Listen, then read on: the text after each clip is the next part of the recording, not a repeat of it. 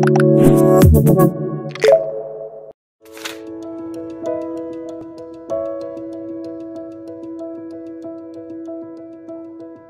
Venuto, que vai tomar a palavra agora, e estamos aqui também com o nosso secretário executivo, Leandro Colato. Presidente, por favor, esteja à vontade na sua casa. Muito obrigada, doutor Luiz Afonso, obrigada, Colato, também, e principalmente obrigada pelos nossos expositores que gentilmente aceitaram esse convite da ABRIG para estar aqui hoje debatendo um assunto tão importante. Estar na ABRIG hoje, como associado, seja pessoa física ou pessoa jurídica, é aderir a um código de conduta rígido na atuação da prática de ações institucionais e governamentais e é também participar desses diálogos super saudáveis para uma democracia cada vez mais efetiva, com políticas públicas concretas, com efeito positivo para os cidadãos. Então, eu vou passar a palavra novamente ao doutor Luiz Afonso para que a gente conduza esse debate, que eu tenho certeza que será super profícuo. Doutor Luiz Afonso, fique à vontade. Obrigado, presidente. Agradeço as palavras da Carolina Venuto. Informo o formato do evento será o seguinte: primeiramente, nós teremos a exposição feita pelos nossos convidados, em seguida, o diálogo abrindo, será aberto para perguntas entre convidados. E, em seguida, nós temos uma série de perguntas encaminhadas antecipadamente pelos associados da BRIG e um outro bloco com a possibilidade de questionamentos feitos pelo público em geral que nos assiste. E, para iniciar o diálogo, eu tenho a honra de convidar o deputado federal do PMDB do Rio Grande do Sul, Alceu Moreira, presidente da Frente Parlamentar de Agropecuária, para usar a palavra sobre o tema que ele escolheu. E eu felicito o deputado, aproveito já desde o início, o seu tema realmente entusiasmou bastante a BRIG e me entusiasmou particularmente também. Segurança alimentar em Brasil, como centro geopolítico, não poderia ser um tema mais palpitante. E especialmente na data de hoje, porque o presidente da República, Jair Bolsonaro, ao abrir a sessão da Assembleia Geral das Nações Unidas, se referiu à questão da agricultura, da agropecuária, enfim, e linkando isso com as questões ambientais. Certamente o deputado vai enfocar esse tema, vai entrar um pouco nessa área, e eu já deixaria aqui, deputado, se me permite, não é hora de fazer pergunta, mas já para que nós possamos refletir, se existe de fato uma dicotomia.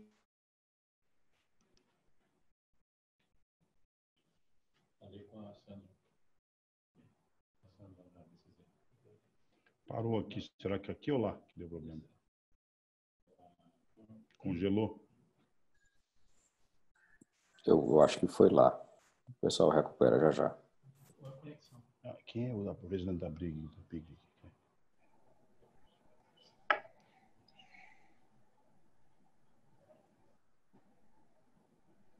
Não, a presidente é a Carolina. A Joana? É Carolina. Aqui está escrito Joana. É Carolina? A Joana é a secretária da BRIG, secretária executiva. Pessoal, só um momentinho, caiu a conexão deles. Eles estão entrando novamente, tá? Brenda, já aproveita e me diz quem é que está na reunião. É a Carolina? Isso, Carolina Venuto, presidente da ABRIG. A Joana é a nossa gerente. É porque está conectado com o login dela. Aí aparece o nome dela. Está cortando a tua voz, não estou te ouvindo nada. Está logado com o nome dela. Isso, manda tudo logado que é melhor para mim.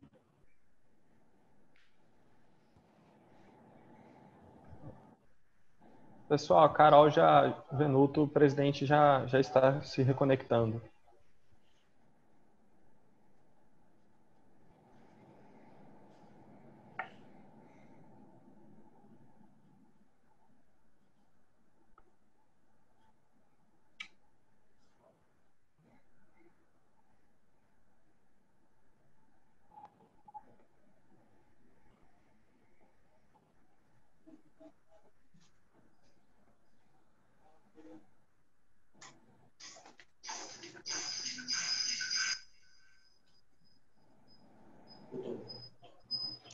ao do senhor. Muito obrigada. Você certamente tem mais de um aparelho ligado na sala, 2 computadores, porque está dando microfonia.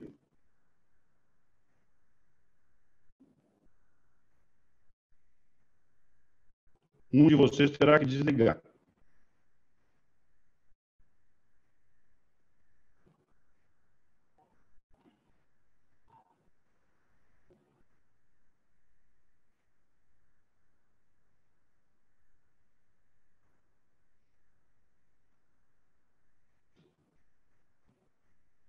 Pronto, desligamos aqui. Tá bem? Estou a postos. Mas não, pode falar, deputado. Eu só queria que o Luiz Afonso concluísse que ele estava falando e cortou no meio.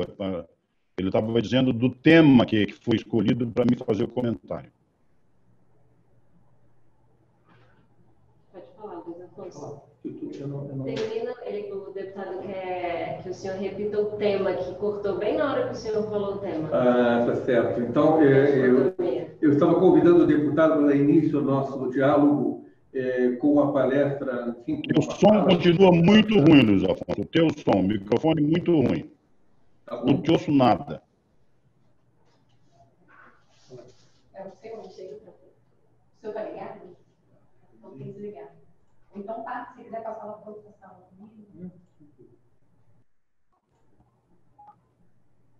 Saiu? Tenta agora, Luiz Afonso. Olá, deputado. Você está me ouvindo? Deputado, é o seu.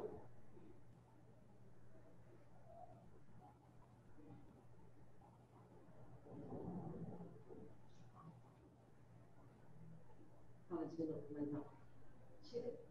Tenta chegar aqui na frente. Quando eu era prefeito, nós tocava o hino.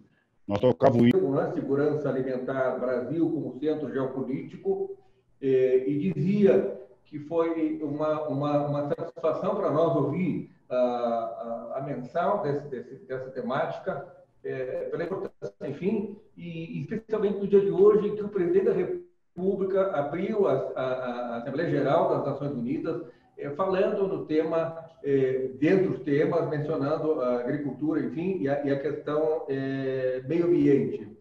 Eu tinha feito uma ponderação antes de que nós discutíssemos ou pudéssemos refletir sobre se a expansão do agronegócio no Brasil tem a ver com a questão meio ambiente, se é uma dicotomia ou se isso é um falacioso, enfim. Se nós podemos nos desenvolver e fazer... Eu não te ouço, meu amigo. Infelizmente, eu lamento muito, mas eu não ouvi nada, absolutamente nada do que tu me disse. Nada.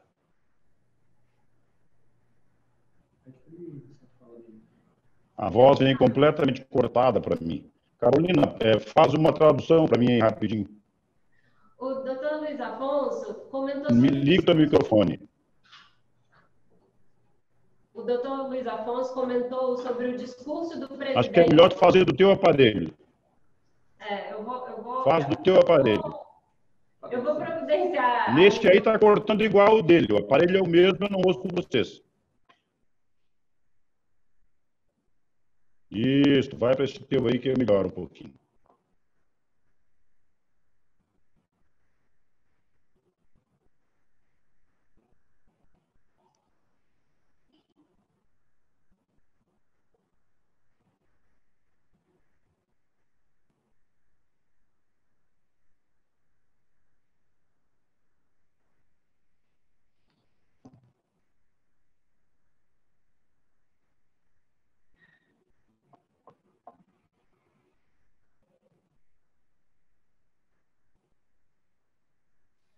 Deputado, Rodrigo. Pois não. Você consegue me ouvir bem? Muito bem. Quem dera eu pudesse ouvir todos assim.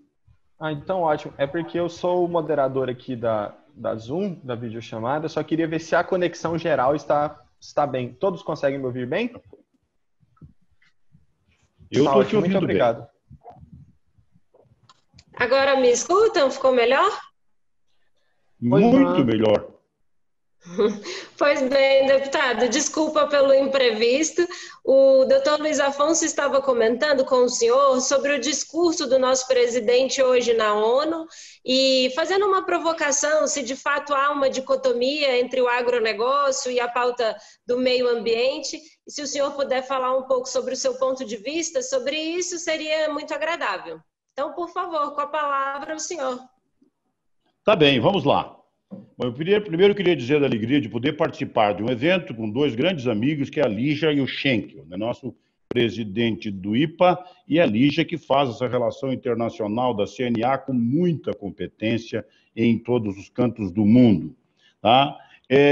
Carolina e Luiz Afonso, queria dizer o seguinte, com relação ao discurso do presidente da República, ele teve, na verdade, uma característica que é dele no processo, falar com absoluta firmeza com relação aos temas, mas não falou, neste momento, dando peso à palavra, ou tom de resposta que possa parecer uma... Só um pouquinho aí. Pessoal, se vocês falarem, eu não consigo.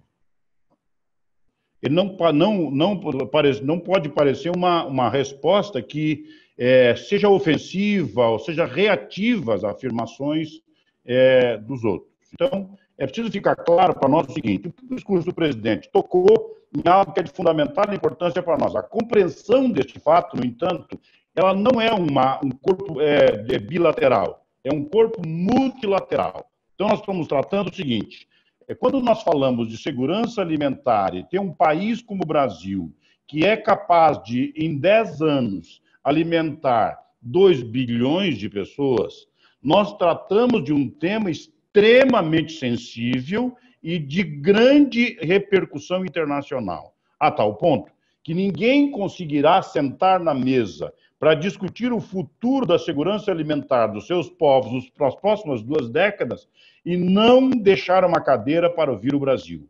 Se eles não fizerem isto, vão ter seguramente o que tiveram agora na pandemia, quando vários países que excluíram o Brasil da condição de fornecedor ficaram sem fornecimento, porque os países fornecedores tinham que alimentar suas próprias populações com uma produção muito apertada, não conseguiram chegar no fornecimento necessário. Enquanto o Brasil conseguiu, em plena pandemia, não apenas fornecer a todos que ele tinha compromisso, mas expandir a capacidade de exportação. Então, é claro que quando nós estamos falando do discurso do presidente, estas 2 pautas, da questão ambiental e o agronegócio, nós precisamos perceber o seguinte, o agronegócio não tem nenhum problema em conviver com o meio ambiente. Aliás, os 2 temas são complementares. Se o agricultor não respeita o meio ambiente, então ele não é um agricultor, tá? Se o ambientalista não respeita o agricultor, então ele não é um ambientalista, é um ambientaloide.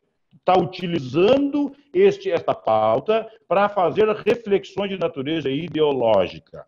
Bom, poderíamos dizer o seguinte, todas as acusações que fazem o Brasil a respeito do meio ambiente são meramente de natureza ideológica, são aqueles que não gostam do Brasil, são aqueles que são nossos concorrentes. Quem dera pudéssemos fazer esse raciocínio unilateral e isso respondesse todos os questionamentos. Não. Em alguma medida, nós precisamos melhorar e melhorar muito o nosso cuidado com a questão ambiental do nosso Brasil. Falta muito a fazer. Agora, podemos dizer o seguinte, então o Brasil falhou nesse processo. Bom, é preciso instrumentalizar o Brasil com tecnologia e recursos suficientes para fazer o controle possível. Só não podemos imaginar que o nosso ministro do Meio Ambiente e o presidente Bolsonaro também seja culpada pela queimada que aconteceu em Portugal no ano passado ou a queimada da Califórnia esse ano, né? Porque os americanos têm todo o recurso do mundo para fazer isso e mesmo assim não controlam. Imagina num território, como é o caso da Amazônia, agora o Mato Grosso, milhões de hectares com uma palha seca que se envolve no solo, alguém está um palito de fósforo em algum lugar e isso se transforma num incêndio incontrolável. Não dá para atribuir a culpa a quem quer que seja. Precisa se fazer a conscientização das pessoas. Por isso é que nós trabalhamos muito com a tese da regularização fundiária. É preciso deixar a terra pertencer a alguém. Ele tem que ser responsável por ela, porque ele terá condição de cuidar desse processo.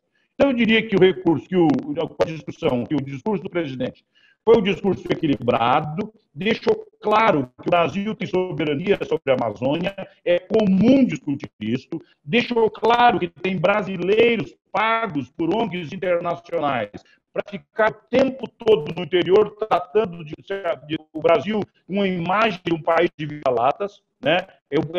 Uma tendência que tem há muito tempo, principalmente o pessoal que perdeu a eleição aqui, continua no mundo afora falando mal do Brasil. O Paulo Coelho estava dizendo que o bom era não comprar nada do Brasil. Mas como, meu irmão? Vai ali na Amazônia e vê o que está acontecendo. Nós temos 22 milhões de pessoas lá. Será que são esses que nós vamos deixar abandonado lá? Ou será que a questão do Mato Grosso poderia ser controlado com muito mais eficiência se nós tivéssemos melhores equipamentos? Claro que sim, tanto é verdade que o presidente da República delegou ao vice-presidente, a maior autoridade além dele, para ter um comitê que faça o gerenciamento das questões amazônicas. Agora, não nos iludamos. Esta acusação de um país que tem 66% do seu território de área preservada, de um código florestal que exige que na menor propriedade 20% seja preservado de área verde em áreas particulares, que o único país do mundo que preserva a área fértil, área que poderia ser produtiva, nós estamos preservando. E mesmo assim querem nos taxar como se nós fôssemos o país mais irresponsável do ponto de vista ambiental. Desligou aqui.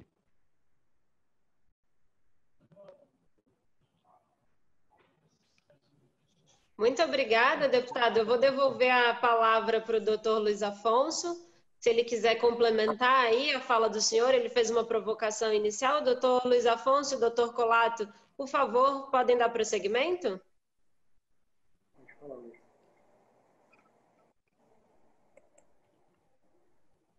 Alô, Luiz Afonso.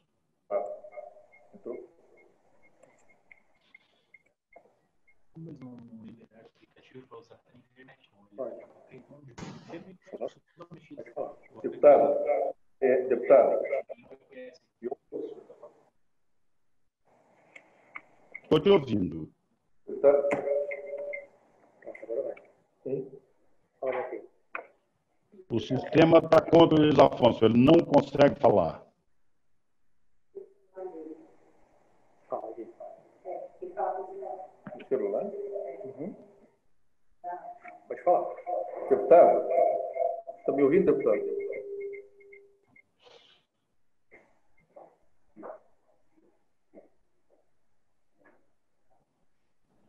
Está dando microfonia aí na sala, pessoal. Não sei se vocês... Acho que tem que desligar a câmera do computador e usar do celular só.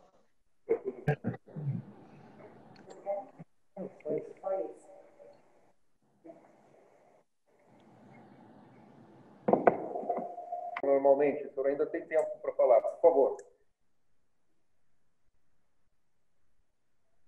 Voltou a cortar toda a tua conversa no final. Tu quer que eu prossiga? Por favor, pode prosseguir. Bom, então eu... Alô? Pois não? Átila. Eu estava só reforçando. O doutor Luiz Afonso recomendou, deputado, que o senhor prosseguisse no tema, na sua exposição. Então tá, então vou prosseguir. Então quer dizer o seguinte, como nós estamos tratando de um corpo multilateral, a cada voz que nós ouvimos no interior, nós temos que saber o seguinte, a crítica sofrida é de natureza científica, é de natureza jornalística, é de natureza comercial. Nós temos que saber a origem dessa crítica e termos uma estratégia de comunicação e imagem capaz de contrapor isto, reestabelecendo a verdade. Quem pode fazer esse processo? Quem tem credibilidade científica, credibilidade jornalística ou comercial para poder fazer isso. Em alguns países, como é o caso da França, fica flagrante o interesse comercial. Eles tinham as prateleiras dos supermercados no Reino Unido e agora não terão mais. Nós teremos condição de chegar. Então, tudo que eles puderem fazer para retardar a chegada do Brasil como fornecedor melhor para eles, porque se tiver um frango brasileiro na prateleira do supermercado, não chegará o frango francês. Então é uma questão de mercado. Não dá nem motivo para te ficar contrariado, achar que tu é vítima de alguém, que alguém não gosta de ti. Não, isso não é uma Olimpíada. Nós estamos tratando de mercado internacional e cada um vai fazer o extremo para conseguir defender seus interesses. Mais do que isso, vão aludir de vez em quando que o tratado do Mercosul com a União Europeia não acontecerá por isso ou por aquilo ou por aquele outro. Não, o tratado foi acertado conosco e vai ser certamente cumprido, porque o interesse regional estratégico, geopolítico, vai obrigá-lo a trabalhar isto. Eles precisam ter segurança alimentar e por isso querem fazer. Ah, mas isso então vai ser automático? Não. Nós vamos estar discutindo, por exemplo, se nós entrar neste momento com carne bovina na Irlanda, nós quebraremos todos os produtores de carne da Irlanda. Nosso custo de produção, pelo nosso clima, solo e alimentação e manejo, é muito mais barato que o irlandês. Então, se nós vamos ter um período de transição por 10 anos, a Irlanda certamente vai requisitar que a nossa concorrência da carne possa entrar no 9º ano, no 10º ano, a tal ponto de não ferir sua economia. Assim, nós vamos discutir com vários outros países, dependendo do interesse estratégico. Né? Então, nós teremos um acordo do Mercosul e União Europeia, porque a questão da segurança alimentar está em jogo. Eles sabem perfeitamente que em uma década ou em 2, não poderão comer saladas de computadores. Eles terão que ter alimentação de ótima qualidade nos seus países e eles não têm condição de fazer ampliação desse processo. Bom, poderia então se ler o seguinte: então, a Alemanha, a Inglaterra, a França, a Holanda, a Espanha, vai dizer o seguinte: olha, nós vamos então abrir as porteiras do nosso país para comprar produtos do Brasil. Não, de jeito nenhum. Isso vai ser o tempo inteiro uma luta entre concorrentes, parceiros, lutando para defender seus produtores e comprando na medida da necessidade. A realidade de um país não é de outro. Por exemplo, o país que mais vende inseticida e herbicida no Brasil é a Alemanha, via BASF, Bayer, tá? Mas é quem mais fala da questão ambiental e da questão do uso de agrotóxico no Brasil. Ora, quando ele faz isso, ele sabe perfeitamente que nós não utilizamos. Quem fornece frango para 186 países não pode vender produto com toxicidade, senão no exame laboratorial os países não admitiram comprar frango nosso. Eles sabem disso, mas estão colocando cascas de banana em todo esse período para não permitir que a nossa concorrência chegue tão rápida a tal ponto de desestabilizar seus países. Portanto, haverá o acordo da Comunidade Europeia com o Mercosul. Durante esse período, muitos movimentos de negacionistas com relação a isso vão existir e nós teremos que vencer todos eles, porque isso é de fundamental importância.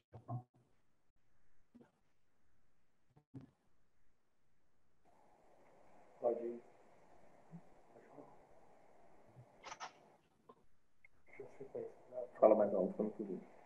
Passa a palavra. Luiz Afonso. Quero concluir esse período, até falei demais, peço desculpa. Deputado, obrigado. Eu vou passar, nós vamos prosseguir dando a palavra para o Alexandre Schenkel, do Instituto Pensar Agronegócio, para prosseguir. Por favor, Alexandre. Oi, boa tarde a todos, boa noite para alguns. Eu agradeço o convite para estar aqui junto, sendo prestigiado pela ABRIG, né? Então, o que eu posso contribuir é explicar um pouco também o que é o IPA.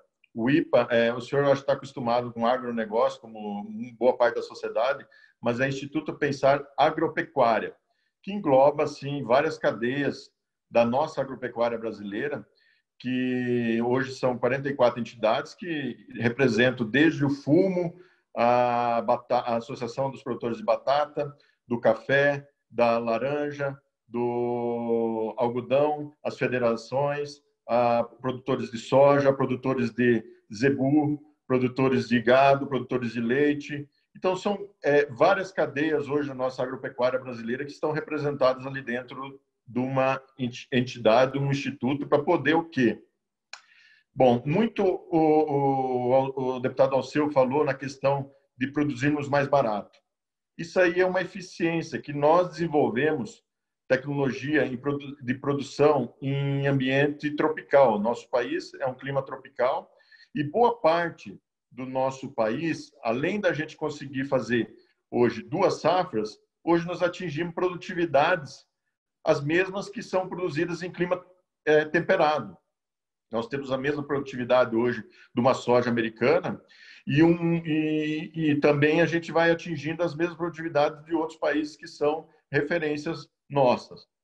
Então, isso aí tudo são eficiências. E quando a gente atinge eficiência em várias cadeias, aí, produtividades, e consegue trabalhar com um custo mais barato, como o deputado Alceu falou, significa que nós também começamos a nos organizarmos, a trazer de uma forma organizada, a montar estratégia para a gente poder também trabalhar em cima das demandas que são transversais nessas diversas entidades. Isso faz com que a gente consiga se organizar. Então, os setores organizados, com boas produtividades, a gente começa a influenciar bastante. Nós temos bons desenvolvimentos aí na cadeias alimentícias, cadeias de fibras, cadeia de madeira, de vários setores hoje que a gente produz, hoje nós somos muito eficientes. Bom, nós temos assim uma preocupação. O senhor falou a questão do nosso presidente Bolsonaro, que nos defendeu, que defendeu a ONU, uma produção que a gente tem hoje com responsabilidade. E sempre os nossos setores, o setor produtivo, que a gente pode pôr algum exemplo, eu posso ajudar com alguns exemplos aqui, faz com que a gente se preocupe, sim, em ter uma responsabilidade em tudo que a gente pode fazer. Eu posso mostrar um outro exemplo. Nós temos a cadeia nossa da citricultura, que é o suco de laranja, onde os Estados Unidos, há um tempo atrás, eles produziam, um exemplo, eles produziam 1.000 caixas de laranja por hectare. E hoje eles produzem apenas 300, 400 caixas. O que é isso? É porque eles são afetados por uma doença chamada greening. E eles têm um valor muito grande para o patrimônio, eles não destroem as plantas afetadas. E já no Brasil, hoje a gente conseguiu desenvolver tecnologia e atingimos as 1.000 caixas de laranjas por hectare. Isso, nós também sofremos com o greening aqui.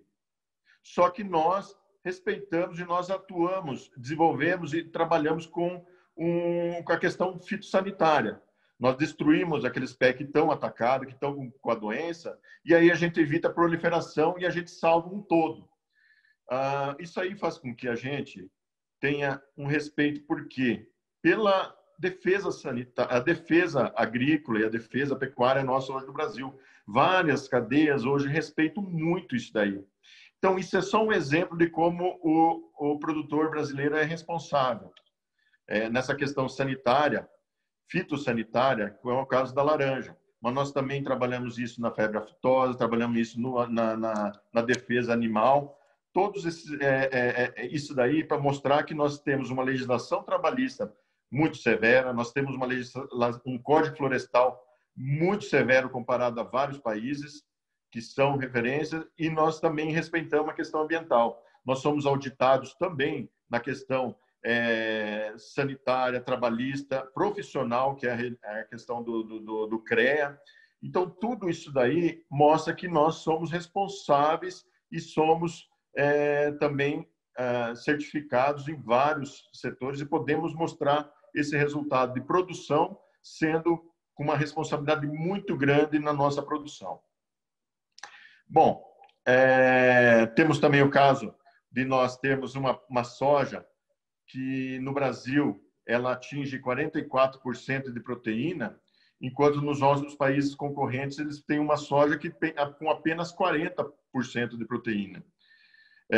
Isso tudo nós temos nós procuramos desenvolver e devemos muito a pessoas que trabalham com pesquisa, trabalham com desenvolvimento de variedades, de animais mais aptos ao nosso clima, à nossa situação, ao nosso país.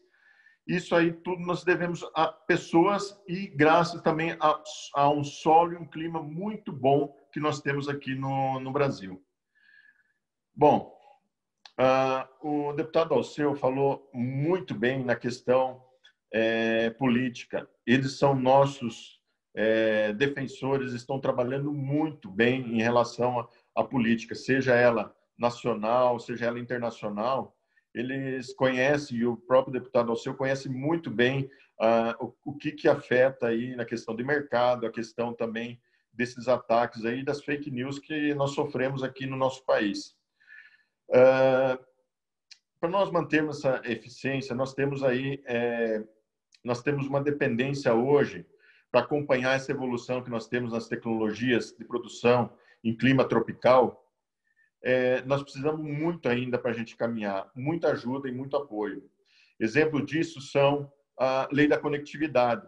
Nós precisamos de estradas digitais, nós precisamos trabalhar com essas máquinas que a gente adquire para poder trabalhar com escalas boas, com escalas grandes, e também, desde os pequenos, também escala, nós temos tecnologias embarcadas dentro das nossas máquinas, nossos equipamentos, que hoje a gente utiliza apenas 20%, 30% dessa tecnologia.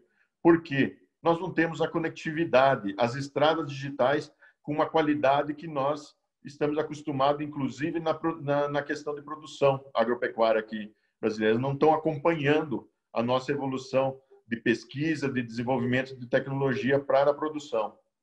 Então, nós precisamos de uma lei de conectividade muito mais moderna e mais atual, que possa estar incentivando os investimentos nessas estradas digitais nossas aí no país, no interior do nosso país.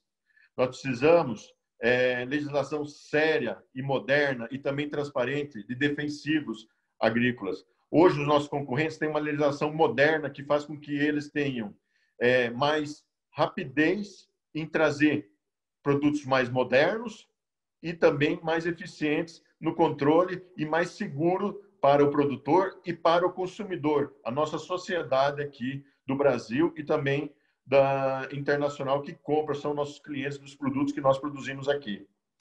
Bom, sem falar a regularização fundiária, o licenciamento ambiental, que deixa a gente com uma instabilidade jurídica muito grande aqui para nós, produtores e nossas sociedades. O licenciamento ambiental não afeta somente o setor produtivo da agropecuária brasileira, ela afeta também aquele que quer investir dentro da cidade, dentro de um laboratório que quer investir. Tudo isso aí ele está afetado hoje com o licenciamento ambiental. É uma burocracia que faz com que o nosso país, ao mesmo tempo que a gente é eficiente em alguns setores, deixa a desejar em muito algumas legislações aí que podem estar nos afetando e atrasando o nosso Brasil.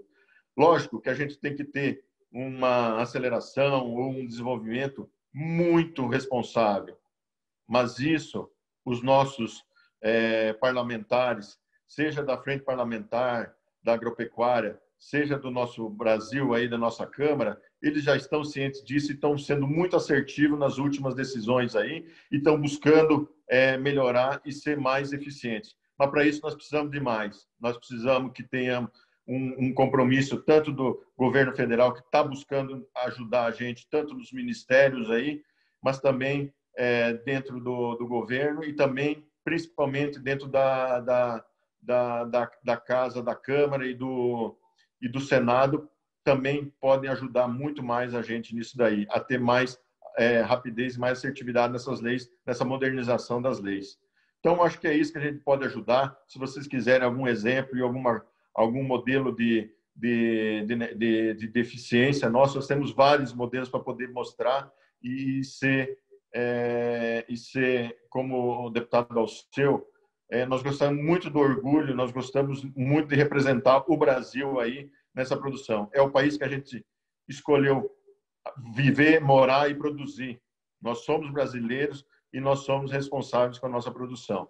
E trabalhamos de sol a sol para ter bons números, bons resultados e trazer aí alimentos com saúde, com segurança para a nossa população brasileira e exportar nosso excedente lá para fora.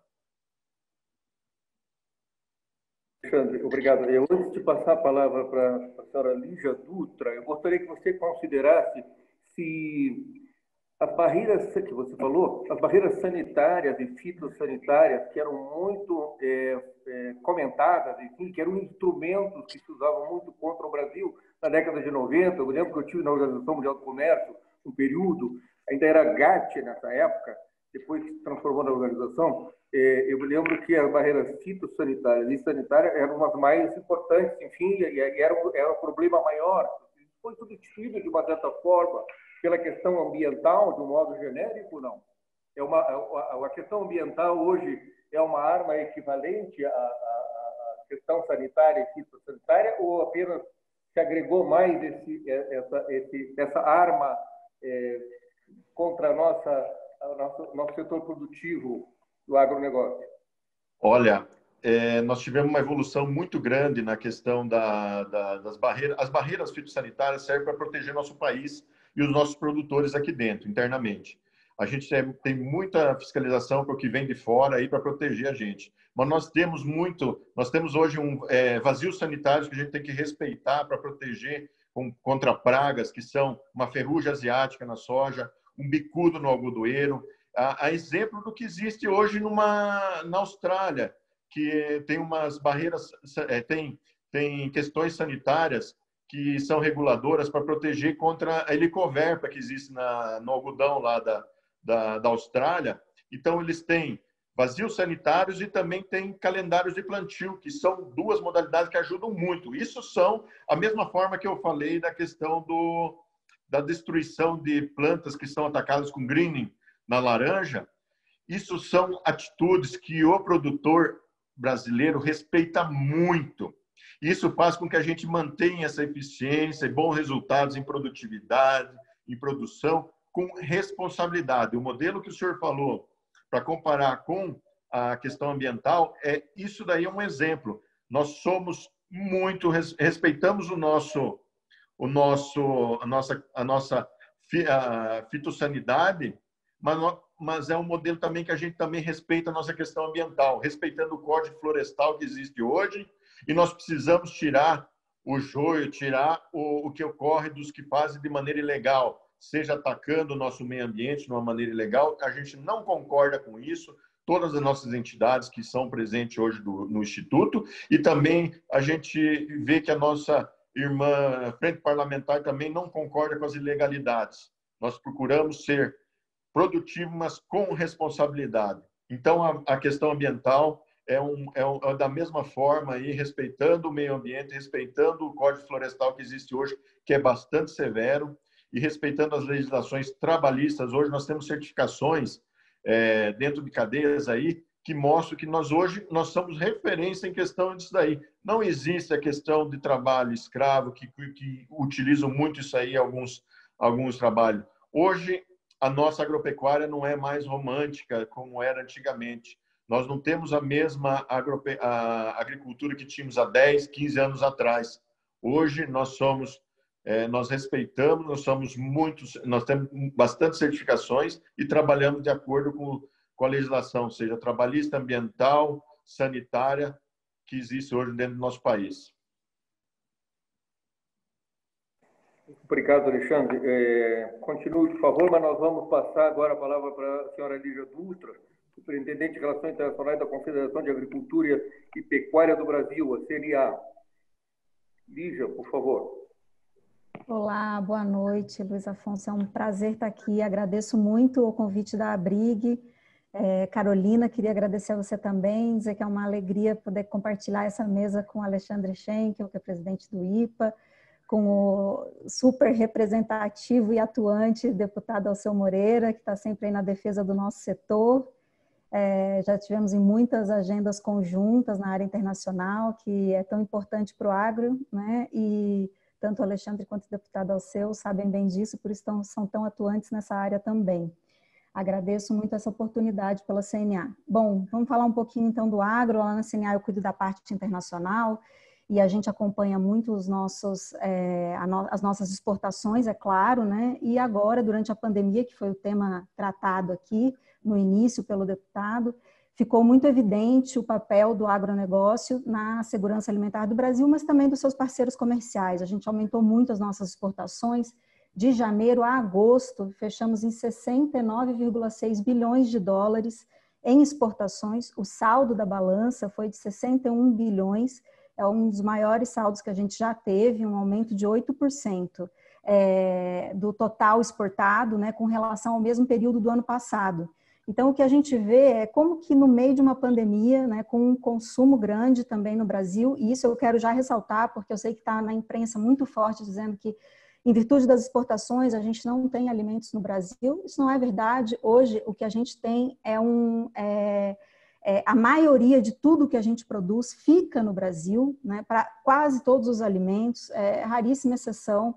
Então, assim, açúcar, que a gente tem uma exportação muito grande, mas as proteínas, todos os demais produtos ficam no Brasil. A gente produz para o brasileiro. O Brasil é o principal mercado consumidor do nosso produto.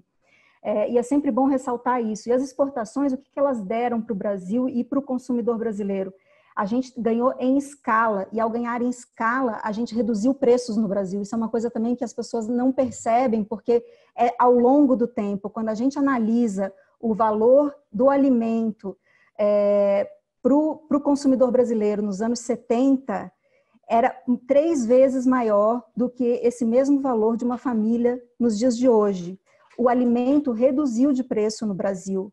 Se nos anos 70 era muito difícil uma família consumir frango com a mesma frequência que a gente tem hoje. Por quê? Porque nós não tínhamos uma produção no tamanho que a gente tem hoje. Então, o mercado internacional ele permitiu a gente ganhar em escala e, com isso, reduzir os nossos preços, beneficiando também e principalmente o consumidor brasileiro. Quando a gente fala em acordos comerciais, hoje qual é um grande desafio para a gente aumentar ainda mais a nossa participação no comércio internacional? O Brasil é um país isolado, a gente é muito protecionista, fechado. Então, a gente não tem acordos comerciais com os nossos principais parceiros. E quando a gente analisa os nossos concorrentes, quem são os nossos concorrentes? Estados Unidos, União Europeia, Austrália, Nova Zelândia, eles têm acordo comercial com todo mundo, né? Eles passaram os últimos 20 anos fechando acordos comerciais. E o Brasil não. O Brasil a gente fechou acordos comerciais, em geral, acordos que a gente concedeu abertura, né? E ganhou abertura exclusivamente para produtos que a gente não vende, que é o caso, por exemplo, do acordo com a Índia. A gente tem um acordo com pouquíssima preferência tarifária e produtos que a gente praticamente não vende. Então, assim, né? Perdemos aí uma oportunidade por um tempo e agora estamos tentando retomar. Tem uma agenda com a União Europeia, mas não é fácil, porque não é simplesmente a falta de acordos ou de vontade do governo. É também preciso analisar que dentro do setor produtivo, nós temos um pensamento também ainda bastante protecionista, né? Então, o governo, não importa qual a matriz ideológica aí do governo, também sofre pressões do nosso setor produtivo para não abertura, né? E acho que o agro, nesse ponto, até é muito mais pró-abertura, só que também a gente sempre tem que lembrar que abertura significa vender e comprar, né? E a gente tem dificuldade de discutir, conversar seriamente sobre importações no Brasil, mas as importações são essenciais para ganhar competitividade em qualquer setor, inclusive no agro. A gente consegue sim e tem condições de competir lá fora, mas também vamos ter que conversar sobre importações, por quê? Porque o nosso setor, muitos dos insumos também são importados, dependendo da cadeia. Quando você vai indo para cadeias que têm cada vez maior valor agregado, essa necessidade das importações vão ficando ainda mais evidentes, né? É o caso, por exemplo, quando a gente vê a cadeia do vinho, que tem uma necessidade aí de importação de vários insumos que, em virtude do fechamento, né, do Brasil e das altas tarifas que a gente cobra, encarecem a produção nacional. Então, é um problema complexo, não estou dizendo que a gente tem que abrir de uma hora para outra, não é essa a questão, a gente tem que fazer uma abertura realmente planejada, mas a gente precisa fazer, a verdade é que a gente precisa fazer, né? A gente precisa de mais acordos comerciais. E entre os próximos acordos, aquele que a CNA acompanha com mais afinco, hoje, que estão em negociações, a gente acompanha o acordo com o Canadá, que a gente entende que tem algumas oportunidades, sim, interessantes para o agro, principalmente para explorar aí nichos e novos produtos na pauta de exportação. As frutas têm uma oportunidade muito grande no mercado canadense, mas também o acordo com a Coreia do Sul. Esse é um acordo que interessa muito ao agro, é um acordo que tem bastante oportunidade para a gente, se a gente conseguir fechar. Agora, é claro, em negociações que abranjam tanto a parte tarifária, né, que é a redução de tarifas, como a parte sanitária e fitossanitária, que você já citou, né, Luiz Afonso, é ainda uma barreira para a gente nessas negociações. E a Coreia do Sul, ela é muito hábil, né, em usar esse tipo de barreira contra os seus parceiros comerciais, mas eles têm acordos com vários dos nossos concorrentes, como eu citei antes, com a Austrália, com a União Europeia, então a gente teria um caminho aí para seguir e conseguir também uma melhor abertura desse mercado, que é importante para o Brasil. O que eu acho também um ponto relevante para a gente trazer quando a gente fala de exportações do agro, é que nós temos uma capacidade ainda de expandir nossa exportação.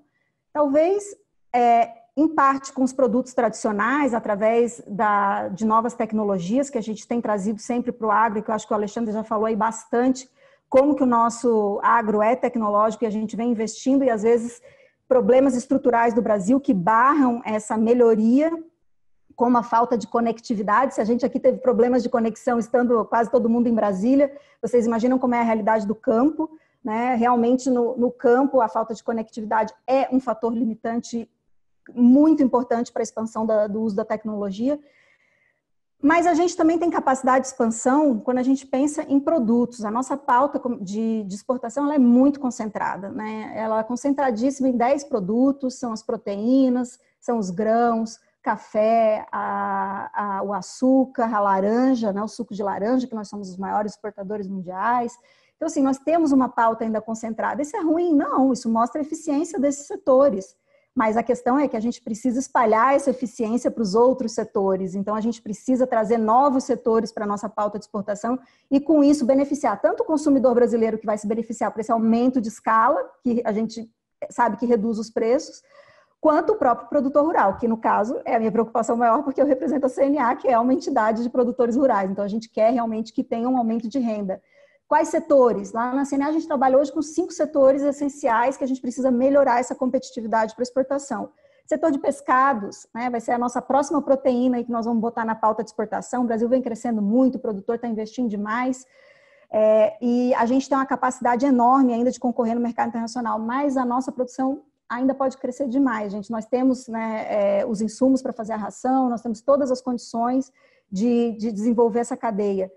Lácteos, o Brasil já é um grande produtor, mas a gente não exporta quase nada. A gente realmente tem que investir na competitividade desse setor, e é um problema de competitividade para a gente ganhar no preço. Por que eu falo isso? Porque agora que o dólar está alto, a gente começou até a ver algumas exportações do setor, né, porque tem uma vantagem cambial. Mas isso não se reflete numa mudança estrutural do setor, que é o que a gente precisa. É um ganho de competitividade que vai desde o produtor, que pode ter mais tecnologia na sua produção, e lácteos, quando a gente pensa nessa cadeia, nós estamos falando principalmente de famílias de pequenos e médios produtores, né? Então, assim, tem um impacto social altíssimo no Brasil. O deputado Alceu sabe bem a força desse setor, exatamente porque impacta milhões de famílias no Brasil.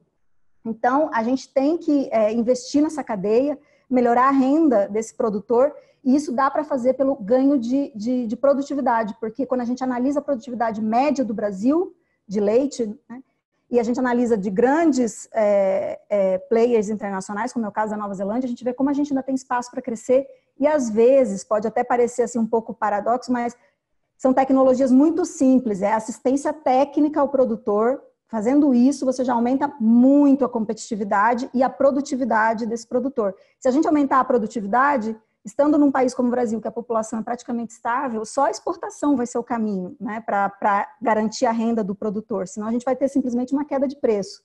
Então, essa é uma cadeia que a gente tem que investir, desde o produtor até a indústria, num ganho de eficiência e produtividade e, é claro, abertura de mercados, né, um trabalho que o MAPA vem fazendo aí com bastante maestria. Além disso, frutas. Frutas, o Brasil já é um exportador, mas a gente ainda exporta muito pouco quando a gente compara com outros competidores, como o Peru, por exemplo, a Colômbia. O nosso principal mercado é a União Europeia, bastante concentrado, quase 80% de tudo que a gente exporta vai para lá. Então, a gente pode ganhar novos mercados. A gente tem visto um interesse muito grande do Oriente Médio, de países do Oriente Médio, em importar frutas. Uma dificuldade logística de chegar até lá, né? Mas que pode ser vencida.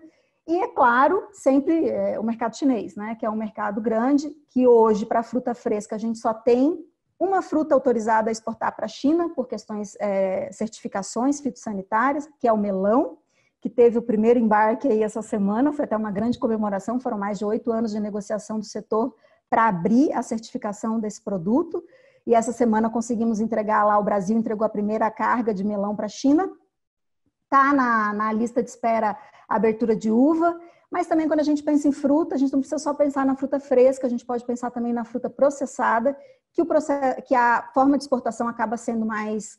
não vou dizer que é fácil, porque exportação não é um processo fácil, é um processo sempre que tem etapas burocráticas, né? Mas é um processo assim, menos complicado, vamos dizer, do que a fresca, porque essa etapa de certificação fitossanitária você não precisa dela, porque não é um produto fresco, né? Então o risco fitossanitário é menor. E além disso, os cafés especiais, mas pode até me falar, mas café já é um produto que o Brasil exporta aí, né, na nossa história, nossa tradição. Sim, mas os cafés especiais são cafés que têm qualidade diferenciada e, por isso, também um preço diferenciado no mercado internacional. E é claro que isso dá uma melhoria de renda para o produtor, além de trabalhar a imagem do produto também brasileiro no exterior. E com a cadeia de café, a gente tem aí os problemas que muita gente já sabe, que é a questão da agregação de valor dentro do Brasil. Nós fazemos, sim, agregação de valor, tanto que café solúvel, por exemplo, é um produto de exportação brasileiro, que a gente exporta muito e tem um processo de industrialização nesse produto, bastante importante. Mas é claro que a gente pode fazer muito mais ainda, geração principalmente de marca, as pessoas saberem que o café vem do Brasil, né? E acho que os cafés especiais, eles trazem essa possibilidade, então é um produto que a gente tem ainda muito mercado para ganhar. Até essa semana a gente concluiu lá na CNA um estudo sobre o mercado chinês para cafés e mostra isso claramente, né? Que a China e a Ásia no geral, o Japão hoje já está bastante acostumado ao consumo do café, mas a China, o consumo de café pode crescer muito, tem espaço para crescer muito, né? Comparado com outros países. Então, a gente vê uma série de produtos. E o último produto que eu já estava esquecendo aqui dos 5 é o mel. A gente já é um grande exportador de mel no Brasil, mas a gente tem capacidade de produtos da apicultura em geral, não só o mel, mas a cera de abelha, própolis. São produtos que têm alto valor agregado, são produtos que o Brasil já é reconhecido por ter de qualidade, por ser um produto de qualidade do Brasil, qualidade diferenciada. A cadeia toda trabalha com muita certificação. E, além disso, a preocupação também que a gente tem na CNA, que é um produto de pequeno e médio produtor rural. Então, você tem uma capacidade grande de aumentar a renda de pequeno e médio produtor rural, até porque é um produto que pode ser produzido associado a outras culturas, né? Então, você gera renda por várias fontes. Então, assim, a agricultura no Brasil, ela tem uma capacidade de expansão ainda imensa, imensa, quando a gente pensa nas outras cadeias que a gente pode trazer. Aqui eu estou falando para vocês 5 que nós trabalhamos como prioritárias, mas isso não quer dizer que outras também não sejam importantes, não é essa a questão, né? É só porque a gente tem que dar o foco, começar com alguma coisa. E por conta disso, a gente começou um projeto que chama AgroBR, que é um projeto de promoção comercial mesmo para esses 5 setores e outros que também tenham capacidade de exportar e que queiram participar do projeto. E a gente vê uma adesão enorme nesse projeto. Então, ou seja, existe a vontade do produtor e da agroindústria e, principalmente, o que a gente tem visto de adesão nesse projeto são cooperativas e outras iniciativas que sejam associativistas, que geralmente são muito mais fáceis de você enfrentar, concorrer no mercado internacional do que um produtor sozinho quando ele tem um tamanho pequeno ou médio, né? Então, realmente é um diferencial que a gente pode explorar e deve explorar no Brasil se a gente quer fortalecer tanto o agronegócio, mas principalmente se a gente tem uma preocupação de melhoria de renda e pensando na população rural, principalmente nos pequenos e médios produtores. Esses produtores, a gente precisa pensar neles como uma forma de fixação das pessoas no campo, alternativas para os jovens que estão chegando, mas mais do que tudo, gente, para melhoria de renda no Brasil, né? Então, assim, você realmente usar o comércio internacional para essa outra finalidade também. Então, o que a gente tem visto do nosso desafio, realmente, a parte tecnológica não é um problema para o Brasil. Nós temos muita tecnologia. A aplicação, por falta de conectividade, ou por falta de você conseguir distribuir essa tecnologia entre todos os produtores, para o acesso a todos os produtores, isso sim é um desafio, né? Mas ela existe. A pesquisa no Brasil é muito forte, então a gente consegue fazer. Agora, a gente fazer uma agregação de valor dentro do Brasil e essa inclusão de novos setores na nossa pauta que é o nosso desafio. E isso a gente tem visto hoje, por exemplo, o Ministério da Agricultura dando uma contribuição muito grande com as negociações fitossanitárias, né, e sanitárias com outros países, que com isso abrem a possibilidade de exportação. Uma iniciativa importantíssima do Ministério da Agricultura, que já tem vários anos, foi a criação da carreira de adidos agrícolas. Os adidos agrícolas são funcionários do Ministério da Agricultura que trabalham junto às embaixadas do Brasil no exterior, e isso faz toda a diferença, porque a gente vê um compromisso ali diário, né, de querer realmente a abertura de mercados para o setor agropecuário, feita por pessoas que entendem do setor e que entendem como funciona a dinâmica, né, do setor, que é um setor tão importante para o Brasil. Então, acho que, para terminar essa primeira parte, né, se eu pudesse concluir, assim, eu acho que dentro do agro, já é claro que a gente é um grande ator no mercado internacional. A gente tem um caminho para crescer muito grande e esse caminho ele passa pela inclusão de novas cadeias no processo exportador. Então, isso a gente só vai fazer realmente vencendo as nossas barreiras aqui estruturais internas. Muitas vezes o Brasil é o principal problema, né, da nossa competitividade, não está lá fora, né, o grande problema às vezes está simplesmente aqui dentro mesmo, nós que temos que resolver, né, e buscar esse mercado lá fora, né? Então, a gente tem que realmente ter essa iniciativa de ir buscar. Os setores precisam se organizar, precisam ir lá para fora, a gente precisa de abertura comercial, mas a gente também precisa de negociantes, de pessoas que vão lá fora encontrar o importador. Esse também é um grande desafio. Muito obrigada.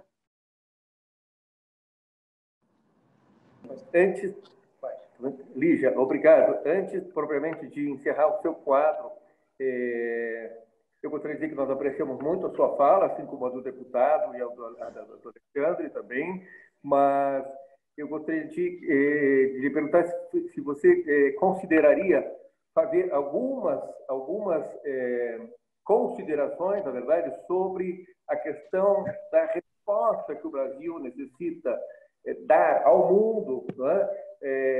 Com relação, aí volto de novo, aos ataques que existem, ataques externos contra o nosso agronegócio. Por exemplo, eu sei que há uma preocupação, tanto do setor privado quanto do governo, na questão da resposta imediata a esses ataques, né? Parece que não há uma sincronia, ou há um gap entre o ataque e a nossa resposta. Evidentemente, isso faz parte de uma certa concorrência, às vezes não tão by the book, não é? Às vezes não tão sincera, mas enfim, é concorrência internacional. Você consideraria algumas ações de governo ou mesmo do setor privado para que nós conseguíssemos responder mais imediatamente a esses ataques, com vista a não termos prejuízo no nosso comércio internacional do agro? Sim. Bom, eu acho que a gente tem sim um problema de desinformação, que ele é muito dissociado também do fato das pessoas da cidade, de um modo geral, em qualquer país, não saberem mais como que é produzido o alimento, né?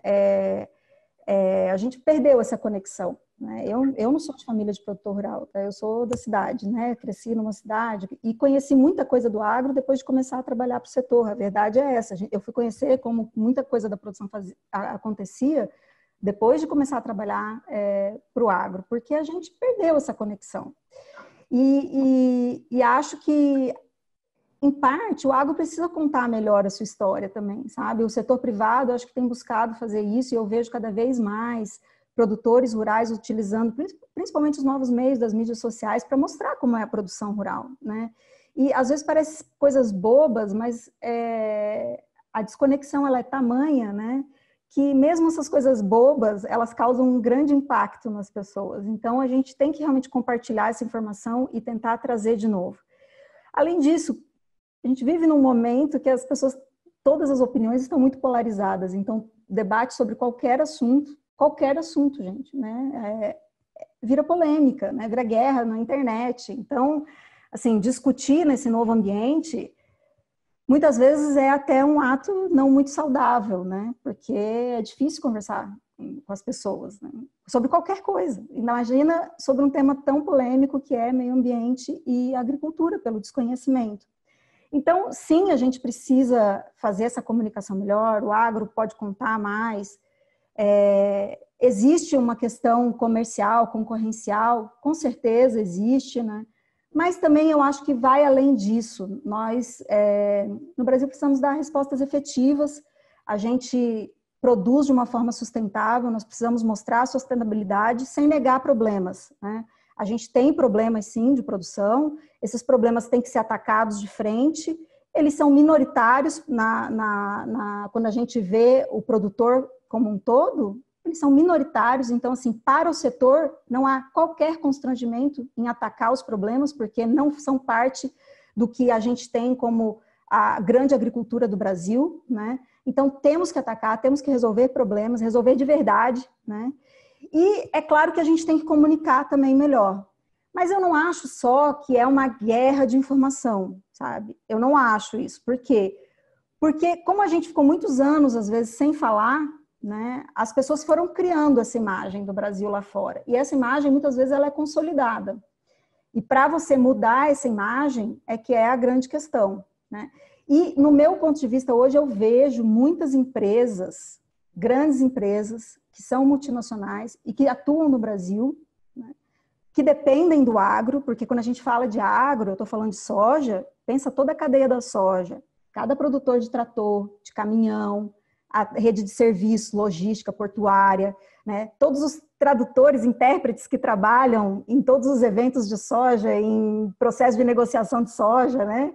Então, assim, quando a gente começa a pensar todo mundo que vive em virtude da pujança da soja, essas pessoas também estão perdendo, né? E eles são de países que muitas vezes é onde vem a sede dos ataques. Então, não é um problema só concorrencial, porque eles não têm interesse concorrencial, eles têm interesse que a soja no Brasil seja triunfante, continue pujante, porque eles ganham dinheiro com isso, entendeu? Então, eu acho que a gente tem que conseguir navegar entre o discurso polarizado, né? Entender mais o agro e ver que existe o agro, ele é sustentável no Brasil, a nossa forma de produzir é sustentável, muitas vezes, inclusive, com critérios que são muito superiores aos concorrentes, né? E isso tem que ficar claro. Acho que quando a gente começa a falar de mudanças climáticas, emissão de carbono, e aí a França vem fazer um ataque para o Brasil, chega a ser, né? Quando você olha os compromissos que a França conseguiu cumprir do acordo, né? Você fica até meio assim, por quê, né? Mas, enfim, e também entender que esses países, muitas vezes, as pessoas que estão fazendo esses ataques, que estão em cargos até políticos, eles acabam fazendo isso também como uma forma de desviar problemas internos. Você tem a União Europeia que não cresce, né, com problemas gravíssimos econômicos, a saída do Reino Unido. Então, às vezes, você achar um problema externo é mais fácil do que enfrentar os próprios, né? Então, assim, não estou dizendo que é isso, mas é também uma possibilidade, né? Então, assim, a gente tem que... A questão entre o comércio internacional, a agricultura e meio ambiente, eu acho que o Brasil a gente não pode querer tampar o sol com a peneira, é enfrentar mesmo, né, o que tem que ser enfrentado, mas, assim, entender o que é o agro hoje e a sustentabilidade e também defender o produtor, porque o produtor, a grande maioria, é aquela que está fazendo certo todos os dias, né, e que não tem um reconhecimento por isso. E a população urbana, a gente conseguir reconectar e fazer essa reconexão. Mas as exigências, elas mudaram hoje em dia. Hoje em dia é normal a população, principalmente depois do Covid, querer saber de onde veio sua comida, gente. É normal, né? As pessoas querem. Então, alguns padrões, eles mudaram. A questão da rastreabilidade, ela não vai ser mais um diferencial que você vai receber a mais por isso, um prêmio pelo seu produto. Vai ser simplesmente um requisito, né? Então, a gente tem visto isso no mercado internacional. Virou simplesmente um requisito. Você tem que ter, se você não tiver, você não entra, né? Então, nós também precisamos trazer isso para os nossos produtores, para a gente não ficar de fora, né, desse mercado. O mundo muda, as adequações mudam. Quando a gente vê a produção há 50 anos atrás e o que é hoje, meu Deus, o Alexandre falou para vocês aí de toda a transformação que foi feita. A gente não pode ignorar essa transformação e simplesmente dizer que a agricultura no Brasil é tudo vilão, é tudo... Não, gente, nós temos que reconhecer. Foi a maior transformação que o Brasil já fez, né? Então, a gente tem que dar o valor para isso. Acho que é isso. Posição de superintendente de relações internacionais da CNA, você certamente poderá colaborar para que essas respostas sejam mais imediatas. Eu vivi muitos anos no exterior e do Brasil se conhecia Pelé, café, algumas coisas assim. Hoje se conhece o Brasil do agro. Certamente as pessoas estão surpresas e algumas não estão conformadas com isso, né? Eu vou passar agora a palavra para o nosso Anderson Colasso, porque ele está coletando aqui algumas perguntas e, como nosso secretário executivo aqui, ele vai trabalhar um pouquinho também nessa noite, né, Anderson? Então, a palavra está com o Anderson Colasso para encaminhar as questões que foram formuladas durante a fala dos nossos três palestrantes, tá bem? Uma boa noite a todos. Eu vou fazer um encaminhamento de uma pergunta que eu acredito que os três palestrantes possam intervir. Vocês fiquem à vontade para a resposta. Bom, em 2019, a ABRIG realizou um evento chamado Mais Segurança Jurídica, Mais Investimentos Internacionais. E o presidente também comentou hoje, na abertura da ONU, que o Brasil recebeu, nesse período de pandemia, muitos investimentos, sendo até um dos países que mais recebeu investimentos nesse período de pandemia. Porém, mais do que ano passado, inclusive. Mas a gente sabe que a segurança jurídica aqui no Brasil ainda é um dos nossos, digamos assim, o nosso calo no sapato, né? Um calo no pé ainda bastante problemático. Eu queria que vocês comentassem o que pode ser feito, quais estratégias que a gente pode trabalhar para que a legislação possa começar a ter um pouco mais, ser mais profícua e mais objetiva, para que a gente possa figurar melhor no ranking internacional de investimentos. Eu agradeço para os três, quem quiser responder. Obrigado.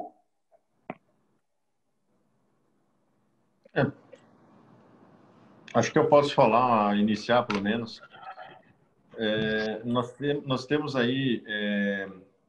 É importante a gente ver como é que está o ambiente nosso. Eu não posso deixar de falar que eu concordo com tudo que a Lígia comentou na última fala dela. Foi muito bem direto e foi perfeita nisso daí, na questão até de como é que é o ambiente hoje nosso. Então, vamos lá, pelo ambiente nosso hoje.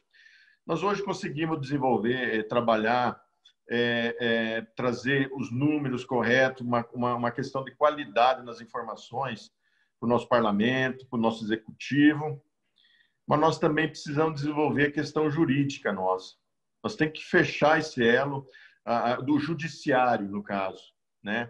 Nós temos que fechar esse elo também e informar muito bem. Nós estamos fazendo isso, estamos trabalhando agora, desenvolvendo essa comunicação. O que a Lígia chegou a comentar é a questão do que impacta hoje uma desinformação do que realmente é hoje o Brasil, com os ataques que a gente sofre lá. Isso aí é praticamente comunicação.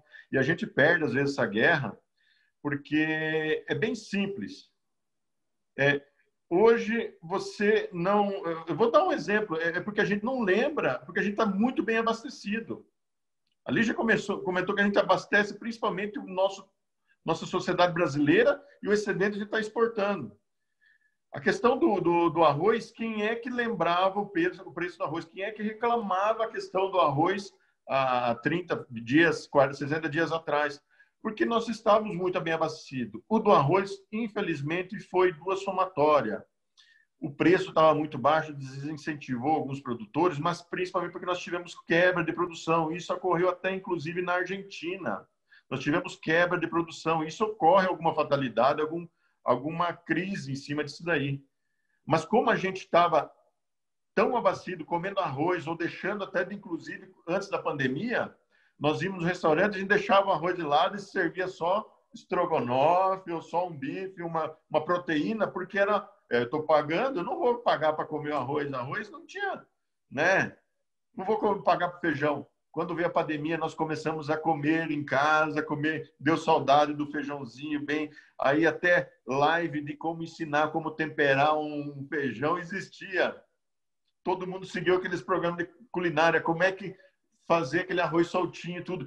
Voltou isso para nós. Então, isso é natural, é da cultura nossa. Quando a gente está bem abastecido, está tranquilo, a gente não lembra da carne porque a gente comeu carne hoje. Antigamente, a gente ficava brigando para durar na década de 80, para durar um frango, uma carcaça de frango a semana inteira na família.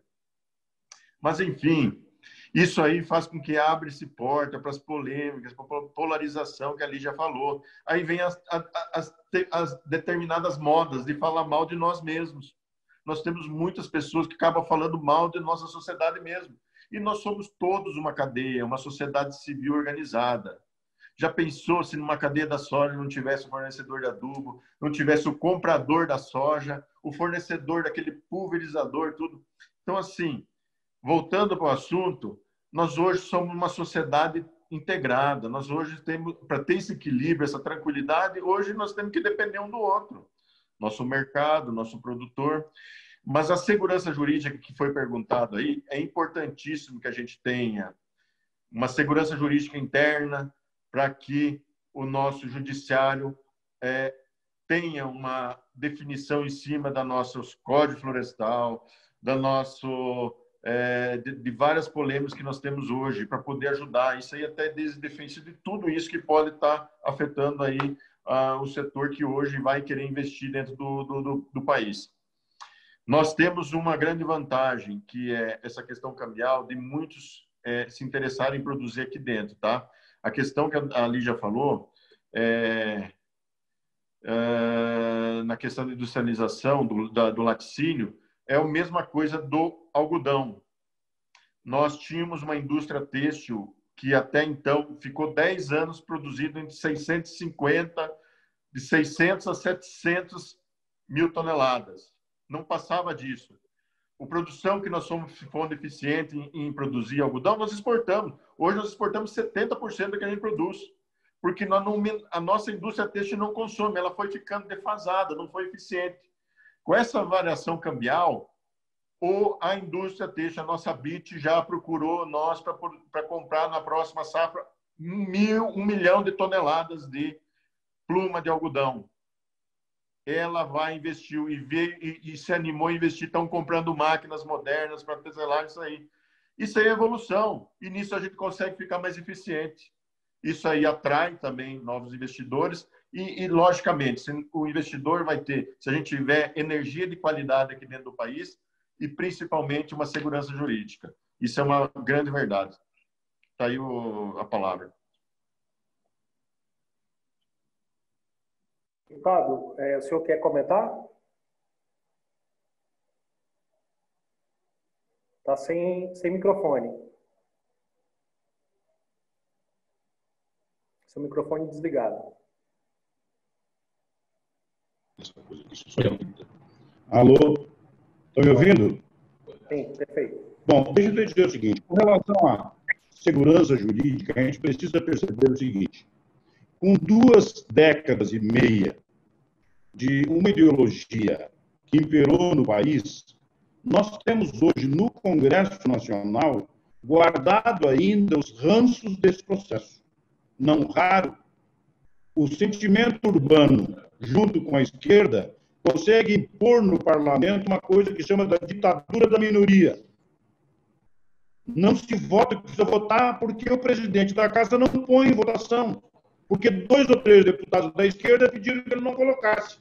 E como se ele colocar, ele vai tomar 340 votos contra 100 e pouco, ele não bota para votar. Nós, então, não temos uma legislação ambiental votada, não votamos, por exemplo, a lei dos defensivos. Meu amigo, tu imagina comigo o seguinte, se hoje, num canto qualquer da Escandinávia, alguém descobrisse um remédio para curar o Covid-19, o que nós queríamos? Que essa molécula chegasse aqui em questão de horas. Ninguém ia pedir para a Anvisa ficar analisando 10 anos com as pessoas morrendo. Mas se isso for com suíno, com aves ou com grãos, tem que ir para a Anvisa e tem que demorar 10 anos. Se for rápido, é porque tem alguma falcatrua, estão envenenando as pessoas, tem isso, tem aquilo. Não pode ter um raciocínio mais atrasado do que isso. Um país como o Canadá, o Japão, os Estados Unidos, um país desse que tem credibilidade internacional em pesquisa, se ele descobrir uma molécula que possa aplicar com muito mais eficiência, mais direcionada, gastando muito menos e causando menos dano ambiental, nós temos que utilizar imediatamente. Mas não. Tem ainda um contencioso ideológico para dizer que nós estamos envenenando nossos produtos com relação a isso. A Anvisa, ultimamente, tem liberado só produtos genéricos para baratear o custo de produtos que têm marca internacional e que pode ser produzido. Já teve quebra de patente. E é o suficiente para se ver em página do jornal um ambientalóide de plantão dizendo que nós estamos liberando muito volume de produtos, como se os produtos não fossem liberados com a responsabilidade científica da agência. Então, pessoal, nós continuamos com isso. Nós não conseguimos votar a legislação ambiental, nós não conseguimos votar a legislação dos defensivos. A nossa lei de conectividade está lá no Senado faz 6 meses. Dá para vocês imaginar que se o Brasil não tiver conectividade em toda a sua extensão territorial, qualquer produtor que não tiver acesso, ele fica fora do processo. Fora! Porque é o seguinte, 10 anos atrás, se eu chegasse numa lavoura de milho e dissesse, cidadão, olha, tu não produziu o que tu devia ter produzido porque tu não tem conectividade. Mas agora, por exemplo, se nós chegar para ele dizer uma lavoura, ele imediatamente vai dizer para nós, mas eu não tenho internet, aqui na minha lavoura não tem internet. Meu amigo, quando ele compra a máquina, toda essa tecnologia está embarcada na máquina. Ele tem que pagar por isso. Se ele não tiver conectividade e o vizinho tiver, o vizinho vai comprar a terra dele em 2, 3 anos. Porque ele é muito mais competitivo, muito mais preciso. Ele vai conseguir usar a tecnologia que o outro não consegue. Um tem que adivinhar e o outro tem previsibilidade completa. Então, lei da conectividade é ou não é uma coisa importante para nós? Parece que não. No Senado está 6 meses para ser votado e está lá e não vota. A lei do gás pode reduzir o custo da matriz energética em 30%, 40%. Pode, por exemplo, dessalinizar as águas de toda a costa brasileira. As cidades grandes, as capitais do Nordeste, estão todas no litoral. Se ela tiver água dessalinizada, toda a água do interior fica para plantio. Nós podemos pintar o sertão de verde. Para vocês terem noção, dá para produzir 3 safras de milho no mesmo ano. Por causa da quantidade de sol e da qualidade do solo. Basta ter água. Mas está lá a lei do gás para ser votada e também não vota. Por que será que não vota?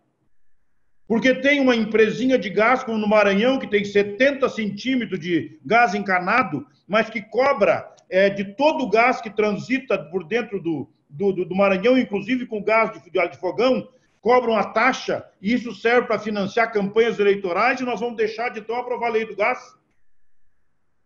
A lei das APPs, que nós precisamos votar, que não votamos, tá? Então, tudo isso, pessoal, quando se fala em segurança jurídica, não é só isso, não. Nós temos um contingente ideológico que ainda continua acreditando que em algum momento nós vamos nos transformar num país socialista. Estão fazendo todo o esforço para não permitir que essas legislações disruptivas venham para o país. Tá? Então, nós temos problemas graves. O Supremo está votando agora se vota a favor de permanecer ou não a PECs. A PECs, quando a Lígia estava falando, é que permite, por exemplo, que nossos produtos com portfólio muito mais diversificado possam estar em qualquer das feiras mais importantes de alimentos do mundo. Se a PECs levar os nossos produtos para lá, qualquer comprador de qualquer produto produzido no Brasil, a PECs paga para ele vir do Brasil comprar os produtos, ele vem para cá e vai ver o produto produzido. Podemos aumentar o portfólio. Pois é, está sendo votado na quarta ou quinta-feira no Supremo Federal que pode perfeitamente acabar com a PECs. E vocês falam em segurança jurídica. Como segurança jurídica? Se eu tenho um Supremo que é capaz de acabar com a Raposa Serra do Sol, liquidar com Roraima, se eu tenho alguém que diz que invasão de terra não pode acontecer no período do Covid, porque não tem como se fazer uma coisa dessa, As pessoas estão decidindo na Suprema Corte com corte ideológico. Eu pensei que elas eram guardião da Constituição e eles são militantes eleitorais. Então, nós temos que ter clareza do emaranhado que nós estamos vivendo. Mas nós, do agro, venceremos uma após a outra dessas barreiras impostas. Nós seremos produtivos, competitivos, nós vamos vencer esse processo, teremos um portfólio de 80 a 100 produtos nos países. Nós hoje já temos lavouras gigantes de grão de bico, de painço, de gengilim, que nós nunca nem ouvíamos falar que se podia plantar. Quando eu estava no Egito, me pediram 10 milhões de toneladas de alfafa. Quem é que pode vender alfafa? Tá? Se a Apex não levar o produtor para lá, nós nunca venderemos. Então, essa instituição é de fundamental importância para a relação comercial que fica entre o institucional dos países, por legislação sanitária, por legislações documentais, por relação entre os países.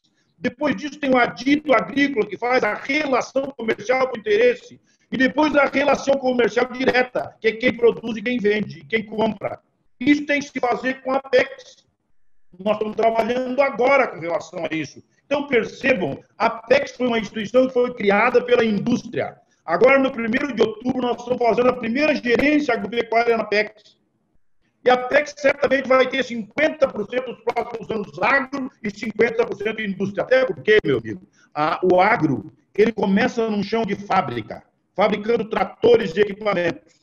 E ele termina num chão de fábrica, quando ele vira frango embalado, quando ele fica produto processado. O agro só é agro da porteira para dentro. Nós somos 51% dos dentes da engrenagem do PIB brasileiro. Nós estamos em todos eles. Não compreender a função do agro e querer chamar nós de criminosos ambientais é ser antipatriota, ou então ter caprichos ideológicos que chega à raia da insanidade, aliás, comum para esse povo. Deputado, esse exemplo que o senhor deu sobre o Maranhão me lembrou a questão de suzerania e vassalagem da Idade Média, deputado. Depois disso vieram os estados absolutistas e depois o Estado Democrático de Direito. Nós temos que dar um upgrade nisso no Brasil. Não pode ainda ter sistema, não pode ainda no Brasil vigir um sistema de suzerania e vassalagem. Isso não é possível. Né?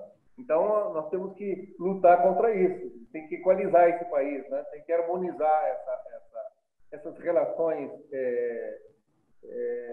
dentro do país inteiro. Nós não podemos ter um sistema em que caibam essas excrescências, né? Suzerania e vassalagem, uma coisa medieval.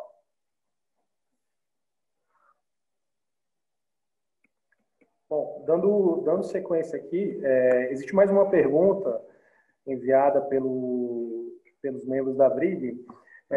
Deputado, a gente queria saber uma informação sobre a adesão do Brasil ao Protocolo de Nagoya. A gente sabe que o senhor foi relator do projeto na Câmara e a gente queria que o senhor esclarecesse um pouco, porque existem algumas polêmicas sobre esse protocolo e eu acho que o senhor é a pessoa mais adequada para poder falar um pouco sobre ele para todos nós. Na verdade, esse protocolo nós já assinamos, eu vou falar sobre ele, mas agora está na mesa para ser aprovado o protocolo de Nairobi, que discute a questão do subsídio dos nossos concorrentes. E, por incrível que pareça, o Brasil é o último a assinar e é o que tem maior prejuízo. Nós temos que concorrer com produtos subsidiados sem um centavo de subsídio. Mas, mesmo assim, o protocolo de Nairobi está ali para ser votado e toda semana a gente pensa que ele vai estar na pauta e ele não está. No caso do protocolo de Nagoya, preciso perceber o seguinte: o Brasil é o maior patrimônio genético mundial.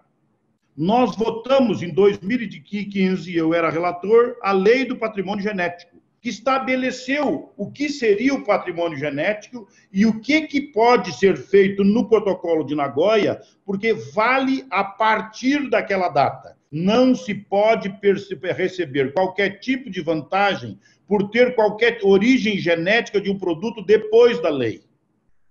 Então, alguém diz, não, mas a China vai nos cobrar sobre o soja. Não, ele não vai. Por quê? Porque a semente que veio de lá foi melhorada. adaptada ao nosso sistema de produção no país tropical. Nós temos produtividade e pesquisa, então vale o que nós acrescentamos nesse grão produzido a partir da nossa pesquisa e a partir da nossa lei. A nossa lei é soberana sobre isso.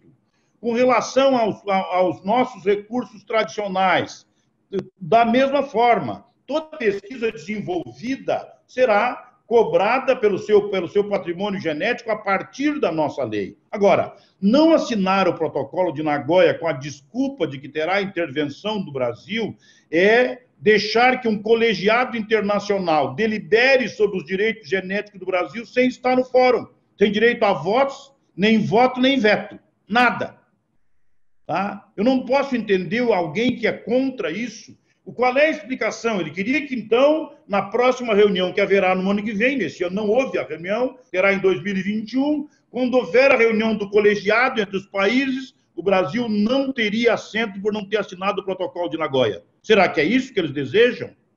Sim, porque a nossa garantia para que os nossos direitos com relação ao nosso patrimônio genético não tenha problema, foi votada a nossa lei, aliás, que todos os países votaram as suas.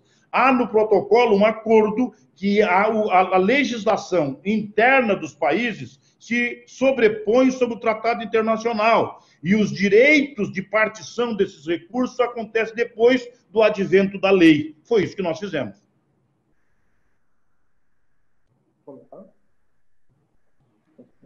Os demais querem comentar? Lígia ou Alexandre? Não?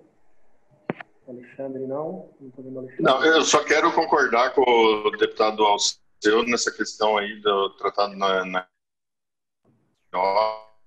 de Nagoya.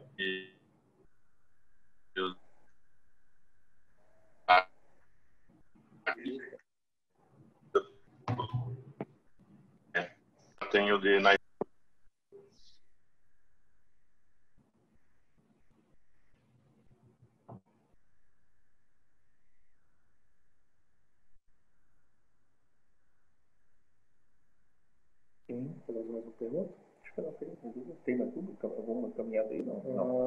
Eu queria ver se a gente pode abrir uma pergunta para alguém que está presente pelo chat. Tem alguma pergunta que a gente possa colocar? Eu não estou conseguindo visualizar o chat daqui. Alguém pode me proporcionar essa informação?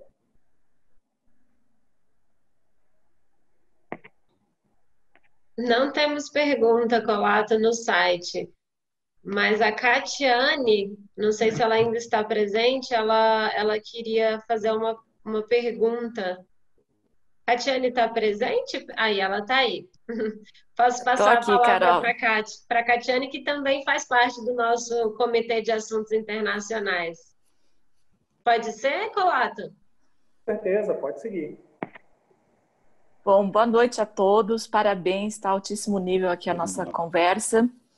E eu quero aproveitar, então, a presença do nosso presidente da Frente Parlamentar e também do presidente do IPA, para falar que eu sou do Comitê de Cultura da BRIC, coordeno, e uma das nossas questões é justamente usar a produção de audiovisual brasileira para a gente mostrar de fato o que é o nosso agronegócio e de forma que o Brasil preserva, assim, os seus biomas. A título de conhecimento, em 78, eu estava nascendo, o Raoni já estava estreando um filme lá na França, falando sobre os extermínios dos índios na Amazônia. Então, você vê uma construção internacional em relação à imagem do Brasil, como o Brasil exterminador, como o Brasil das queimadas, como o Brasil que destrói tudo, e, na verdade, não é essa a realidade do agro brasileiro. Mas, ao mesmo tempo, né, assim, para título também de conhecimento, no ano passado, a Ancine estava apoiando projetos pelo Fundo Setorial do Audiovisual, falando dos extermínios dos índios e das queimadas lá na Amazônia. Então, veja, nós temos aí uma ferramenta cultural, que é audiovisual, que é o cinema, que pode sim ajudar a promover não só o agronegócio, mas todos os setores produtivos do Brasil. O Brasil não utiliza a questão do audiovisual, assim como o mercado americano. O mercado americano cresceu demais porque utilizou essas plataformas para se vender, e eu acho importante a gente se unir e trabalhar isso também. Então, é mais do que uma pergunta, viu, Carol? Eu agradeço a oportunidade ao Luiz, ao Colata e do comitê, e trazer essa provocação, que a gente possa se reunir e trabalhar as oportunidades culturais do Brasil, a produção do áudio, para acrescentar valor à marca Brasil, seja para equipamentos, seja para o grão, seja para a fruta brasileira. A gente tem que promover o Brasil e aproveitar todas as ferramentas que o Brasil disponibiliza. A Apex é um grande braço, não tenha dúvida disso, mas nós temos muito mais, principalmente quando a gente vê a questão mesmo da cultura e como é que a gente pode promover a marca Brasil lá fora. Então, eu agradeço e eu fico aqui já pedindo uma reunião para a gente explicar melhor como é que a gente pode trabalhar isso junto. Obrigada.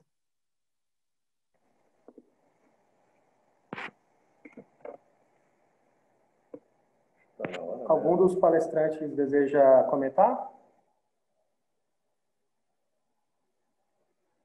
Deputado, eu posso comentar brevemente, até para a gente não alongar. O que for para somar na comunicação do agro é muito bem-vindo aí, para poder mostrar essa relação, tanto que a Lígia comentou, como o deputado Alceu falou, é muito importante a gente poder mostrar assim. Nós temos bastante hoje a nossa realidade aí para poder mostrar coisas muito positivas. Se a gente pode ficar à vontade, eu vou até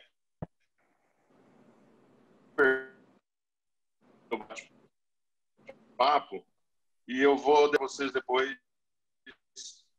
quem quiser, eu vou deixar ali disponível no sim, eu agradeço, nós vamos entrar em contato sim, porque assim, nós acreditamos mesmo, a gente vê isso dentro do Comitê de Cultura, nós precisamos trabalhar com novas agendas e trabalhar todo o setor produtivo, né? Como eu falo, produzir filmes, do jeito que eles fazem ao contrário, realmente você tem um mundo falando mal do Brasil, a gente precisa se defender do mundo e criando histórias. É como a Lígia falou muito bem, nós precisamos contar a nossa história. O agro brasileiro não está contando a sua história e nós precisamos começar esse novo círculo, né, elevar o agro do Brasil contando a nossa história.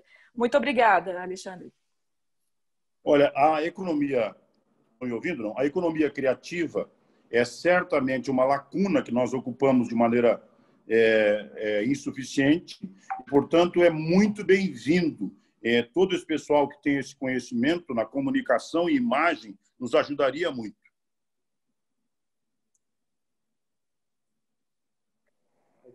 Vocês estão me ouvindo? Excelente. Grata, deputado, grata. Nós, da Frente Parlamentar, também nos colocamos à disposição para reunir, poder debater como nós trabalhar para construir uma pauta de discussão e construir um projeto de audiovisual que pudesse contar a história do agro, que a história é muito linda, né? Ao invés de contar do tráfico das drogas nos morros do Rio de Janeiro, podemos montar a história do Randon, podemos mostrar de uma série de produtores pequenos que hoje produzem com alta qualidade e tecnologia.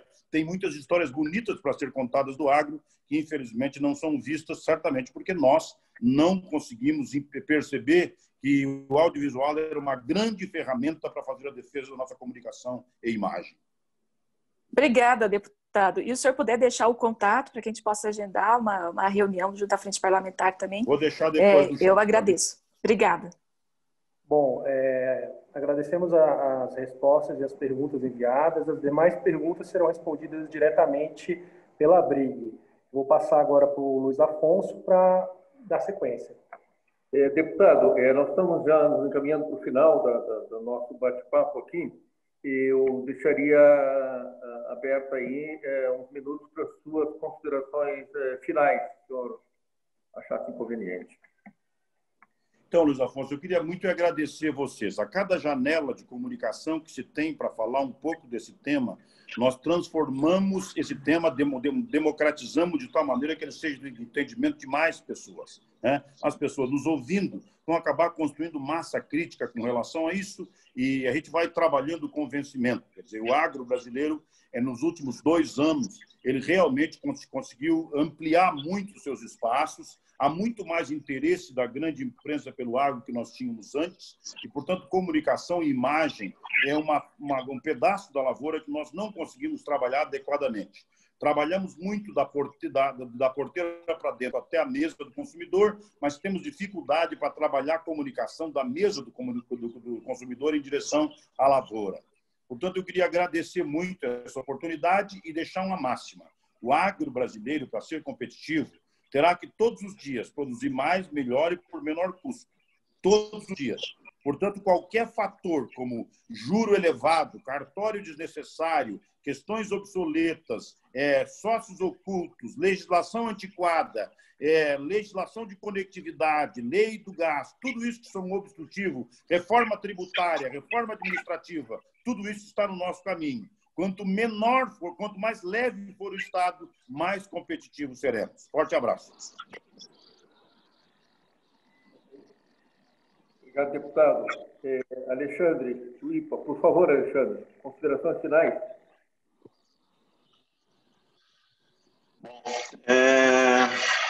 Eu gostaria de agradecer e, como eu disse, estou à disposição. Nós temos aí várias respostas em relação à questão da promoção nossa, como foi perguntado ali no bate-papo do agro. É um trabalho hercúleo que muitas cadeias nossas já estão procurando fazer, às vezes de forma isolada, mas até o próprio deputado Alceu está nos motivando a nos unirmos aí, e a Apex é um bom exemplo. Nós temos que manter a Apex aí para ajudar a promover nossas cadeias aí produtivas. Essa promoção internacional é muito importante. Nós temos exemplo muito positivo na questão do açúcar, da proteína animal, do algodão, que pode servir de exemplo para diversas outras cadeias aí que nós estamos falando. O deputado falou do gergelim, de vários produtos que nós estamos desenvolvendo já aqui no país, e serve de exemplo aí para poder melhorar. Basta a gente manter essa organização, continuar nos organizando e melhorando e nos unindo aí para poder ter esses bons resultados. Qualquer mais dúvida pode me procurar, estou com o telefone aí, e agradecer novamente aí a Briga aí pela oportunidade.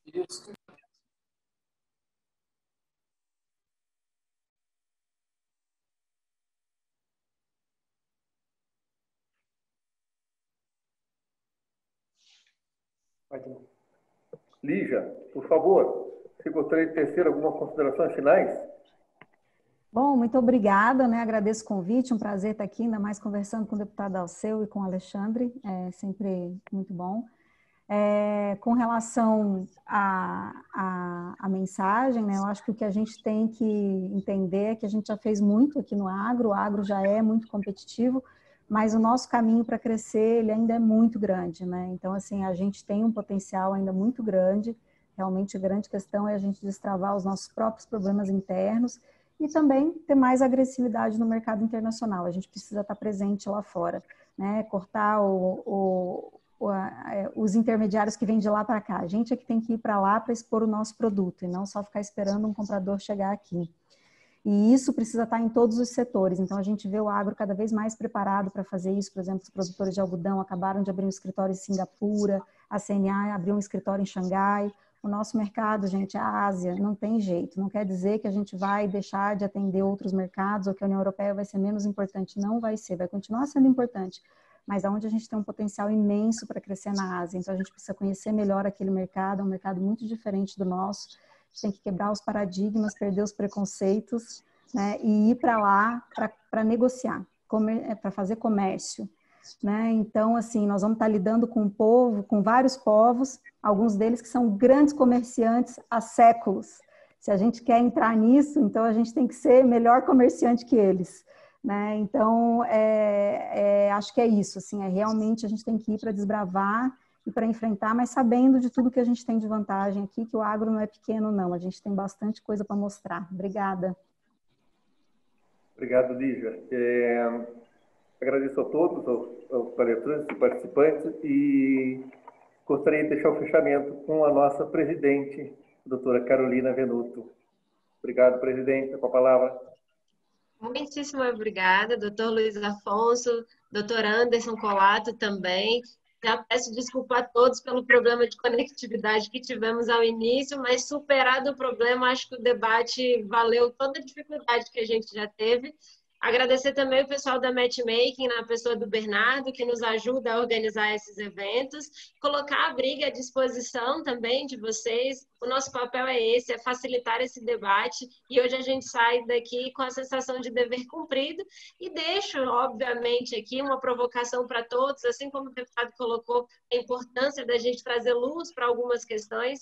A gente, como a Brig também, traz aqui a importância da regulamentação da atividade de RIC, que é essa atividade que estamos fazendo aqui.